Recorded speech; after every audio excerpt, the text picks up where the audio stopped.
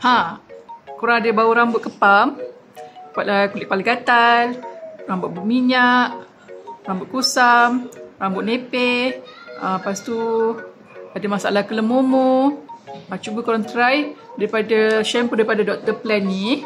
Sangat sesuai untuk merawat semua masalah kulit rambut yang saya sebutkan tadi. Okey, shampoo Dr. Plan ni dia 300 ml. Saya ada 300 ml, and then bau dia pun wangi korang. Bau dia pun wangi. Bau dia tak menyengat, and then lembut. Bila kita bau pun rasa tenang je, macam perfume. Memang wangi. Lepas tu dia shampoo ni, Dr. Plan ni kan, dia membantu merawatkan masalah kelemumur, kulit kepala gatal, rambut berminyak. Tekstur dia warna coklat. Bau dia pun wangi. Memang segar wangi dia, bau-bau bunga macam tu. Memang fresh lah bau dia. Kita pakai pun tak payah banyak. Bila pakai kan, sapu dekat tapak tangan. Make sure basahkan dulu rambut. Bila dah basah, sapu kat tangan, and then bagi dia buih dulu. Bila dah buih, kita sapu kat rambut, biarkan dalam 3 ke 5 minit. Baru kita bilas. Bilas dengan air suam ke air biasa pun boleh.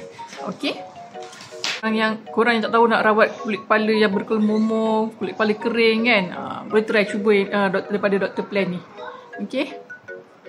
Dia juga membantu membalancekan kulit berminyak, kulit rambut yang berminyak.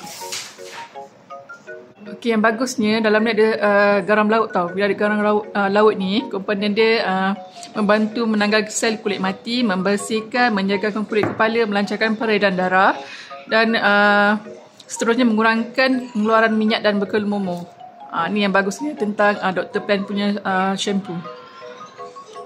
Yang kalau dia buih lembut tu, dia sesuai untuk merawat kelemumur, minyak berlebihan dan rambut yang kusam. Kalau korang jenis yang lepeh kan, dia membantu memvolumekan rambut kita. Cuba kalau dapatkan dekat beg kuning Unika Marudin. Jangan lupa claim voucher free shipping, dan juga dapatkan harga promo dalam video Unika Marudin saja. Thank you support. Jangan lupa follow tau.